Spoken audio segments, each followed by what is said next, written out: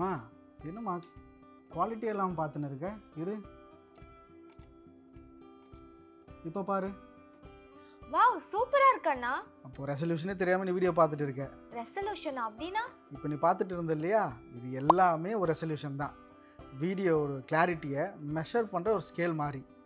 720p 1080p 4K இதில் வந்து height with பிக்சலில் ஒரு டிஃப்ரென்ஸ் இருக்கும். இதில் என்ன டிஃப்ரென்ஸ் இருக்குன்னு ஒரு டவுட் வருதா? ஆமா அண்ணா. ஓகே, 720pல ஒரு பேசிக்கான ஒரு கிளாரிட்டி இருக்கும். அதுவே நீ 1080p போனால் உனக்கு ஒரு ஷார்ப்னஸ்னான ஒரு கிளாரிட்டி வந்துடும். அண்ணா அப்போ அந்த 4Kல டீட்டெயிலிங்ஸ்க்கு விசிபிளாக இருக்கும்.